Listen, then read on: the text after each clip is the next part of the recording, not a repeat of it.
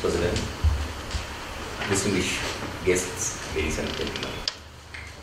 It's indeed a pleasure for me to be in this beautiful city of Klagenfurt for the GloChaConf2014 conference and to address this gathering of distinguished delegates.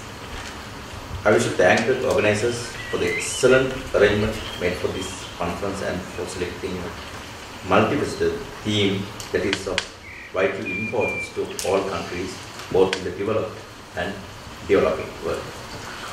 Even though this conference is small in number of heads, people who are in this table are going to create a historical moment.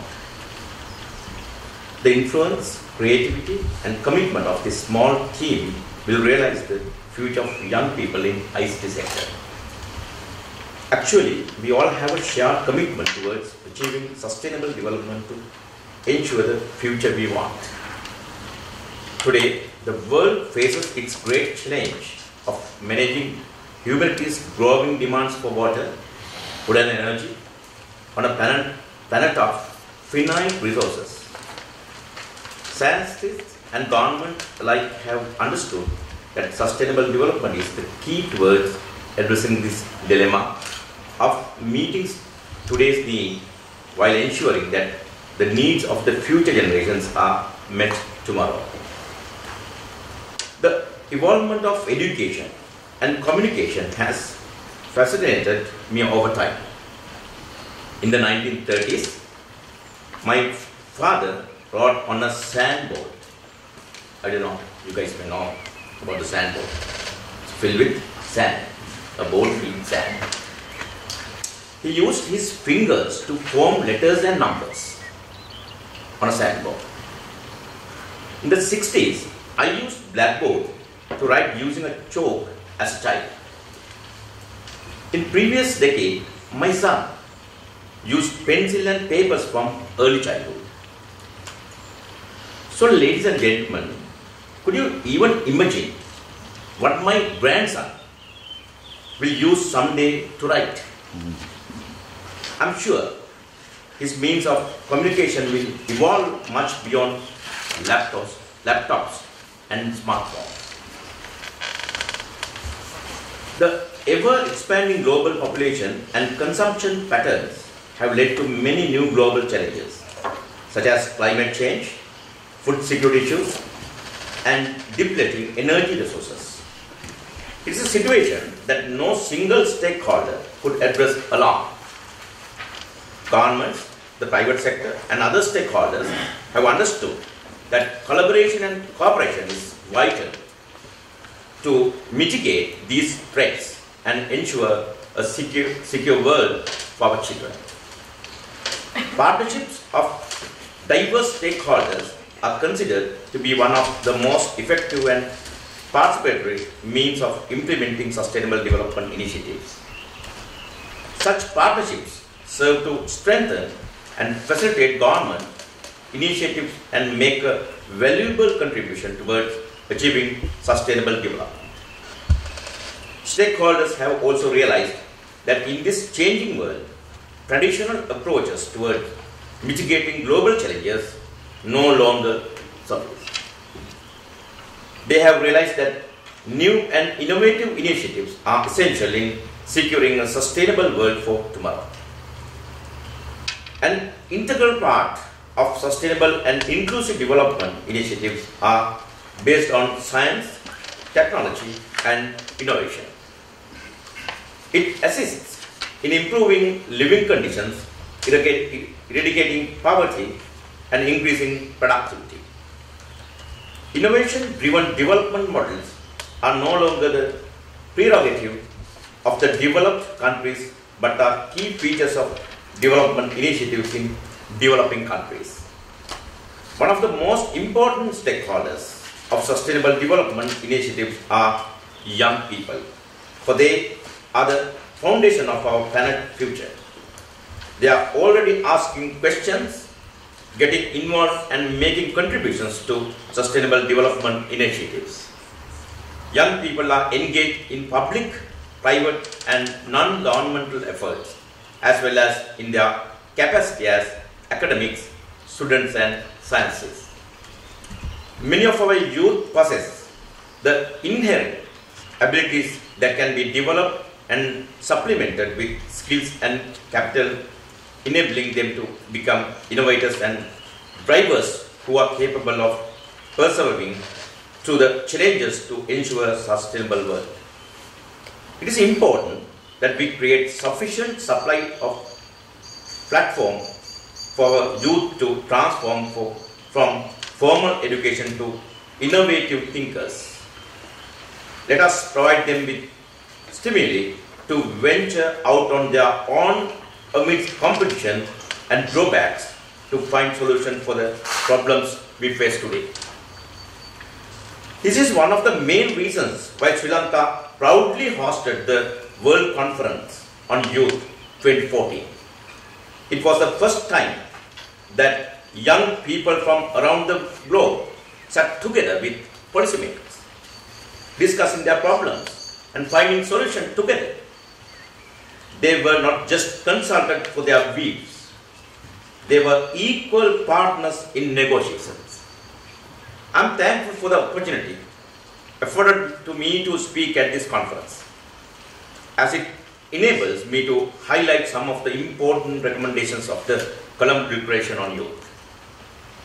One of the key recommendations in the Declaration is the use of information and communication technology in education and the establishment of inter- and intra-regional youth innovation and technology centers as a means of disseminating knowledge, skills development, innovation and connectivity.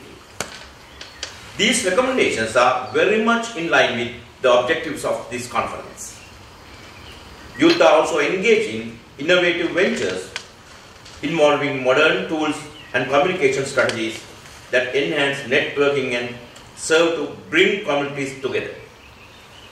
Internet-based social media such as Twitter and Facebook have not only served to expand learning opportunities for youth, but also enable them to voice their opinions and influence policymakers on crucial matters such as sustainable development. Social media has greatly reduced the structural barriers that exist between policymakers and young people. It has enabled young people to reach their policymakers from their home, workplace, or car. They can ask us questions, give inputs to national policies, and even openly criticize our actions they feel are not appropriate. Friends, I started my early career as a journalist. So obviously, I have a bias towards printed newspapers and text-based communication rather than many social media forms of communication today. But social media communications at World Conference on Youth shocked me out. We sponsored 20 social media fellows, came from all around the world. They were capable of communicating in 16 different languages. On the first day itself, 35,000 tweets went out quoting the conference hashtag. If we count the number of Facebook posts, Instagram images, and videos uploaded by young people, the World Conference on Youth in Sri Lanka was the most digitally engaged youth conference ever in history. Ultimately, His Excellency the President of Sri Lanka also hosted a live Twitter discussion to answer questions from more than 2,000 young people who came from around the globe. And proof of the influence young people and innovative technologies have on policymakers and governments. I am happy to announce that my interactions with young people at the World Conference has encouraged me to open my own Twitter account, and I posted my first tweet just a few days back. Throughout the years, ICT has not had a more robust and loyal champion than the youth. Youth have effectively fostered ICT to generate youth entrepreneurship and innovation. ICT has given young people the opportunity of becoming job creators and innovators. Employers, education providers, and young people must communicate with each other and start thinking of out-of-the-box solutions to provide an education that will boost the innovative skills of our youth. While science, technology, and innovation is key to economic development, all these fields of activity come into play in one single arena of particular importance for developing countries, that is industrial development. Inclusive and sustainable industrial development, adopted by Rio Plus 20 in June 2012, has the potential for innovation through skills development and investment in entrepreneurship. ISID and innovation should be approached in an interlinked manner, noting the importance of both for developing economies and particularly for the globalizing world, where job creation has become a policy challenge for many governments. Innovation should be promoted in a sustainable and focused manner, putting youth at the center of policy planning and implementation.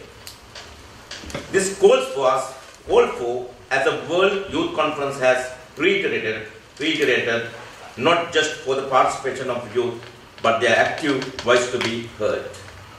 It is in this context, even in a multi-stakeholder approach to sustainable development initiatives, that it would be appropriate to address this importance of all actors rallying around the central player in the current century, which is youth. One way of achieving this is through investing in youth entrepreneurship. Include through youth innovation awards. As emphasized by Sri Lanka and endorsed by the World Youth Conference 2014, the call for a dedicated UN Day for skills development becomes more relevant and pertinent in this context.